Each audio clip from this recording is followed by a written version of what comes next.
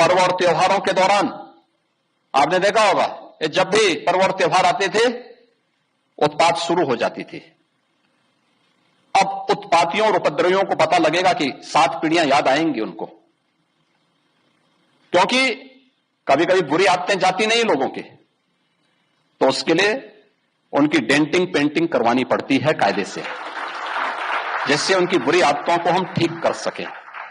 और यही denting painting आपने देखा होगा कल बरेली के अंदर, मौलाना भूल गया कि शासन किसका है।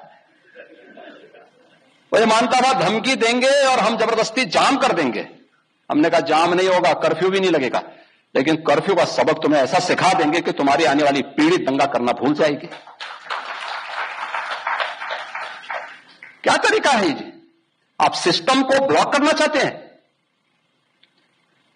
और यह प्रवृत्ति थी यूपी के अंदर, 17 के पहले यही होता था। और हम इसी बात को कह सकते हैं कि 17 के बाद हमने कर्फ्यू भी नहीं लगने दिया, लेकिन ऐसे बैरियर को चुन चुन करके वे जिस प्रकार की भाषा को समझते थे उस प्रकार की भाषा से उनको समझा करके उसको उसकी सजा दिलाने का काम भी किया है।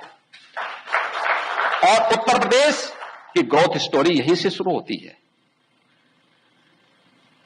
अगर आजादी के समय, मैं उससे पहले नहीं जाता, लेकिन 1947 में भारत आजाद हुआ, अगर उस समय भारत की इकोनॉमी में भारत का, उत्तर प्रदेश का कंट्रीब्यूशन 14% था, तो ये 14% फिर से होना चाहिए। और 14% नहीं होना चाहिए, बल्कि जितनी आबादी है उत्तर प्रदेश की, उत्तर प्रदेश उतना कंट्रीब्यूशन करता हुआ दिखाई दे।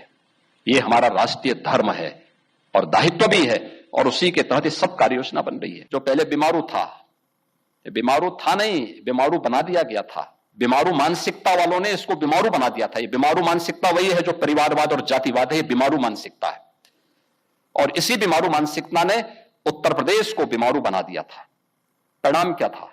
दंगे होते थे, दंगाइयों को मुख्यमंत्री आवास में बुला के सम्मानित किया जाता था, दंगाइयों की अवभगत होती थी, और पेशेवर अपराधी और माफियाओं के सामने सत्ता सैल्यूट करती थी, और सत्ताधारी लोग उनके कुत्तों के साथ हाथ मिलाया करते थे। आपने वो दृश्य देखे होंगे, कैसे सत्ता का मुखिया एक माफिया के कुत्ते से हाथ मिलाकर के अपने को गौरवान्वित महसूस करता था। यह स्थिति थी। आप अनुमान करते हैं उत्तर प्रदेश के लोगों को इन्होंने सुरक्षित किया था? ये सुरक्षित करते हैं? हर जिले के अंदर एक माफिया दे दिया था, और हर माफिया को जिले के अंदर पैरेलल समानांतर सरकार चलाने की पूरी छूट दे दी थी। आज परिणाम क्या था? 17 में आते आते उत्तर प्रदेश न केवल बीमारू था, बल्कि उत्तर प्रदेश के नागरिकों के सामने पहचान का संकट भी था। हर व्यक्ति अपनी पहचान के लिए मोहताज था। ना बेटी सुरक्षित, ना व्यापारी सुरक्षित। खेतीबाड़ी चौपट, किसान आत्महत्या करता था, नौजवान की नौकरी पर सेंध लगती थी, उसकी नीलामी होती थी, चाचा भतीजा दोनों वसूली के लिए निकल पड़ते थे। वसूली का गैंग चलता था। ट्रांसफर पोस्टिंग में इनके दलाल बोली लगाया करते थे। और आप भी देखते होंगे, जब हम ट्रांसफर पोस्टिंग करते हैं तो आज भी उनकी पीड़ा झलक उठती है।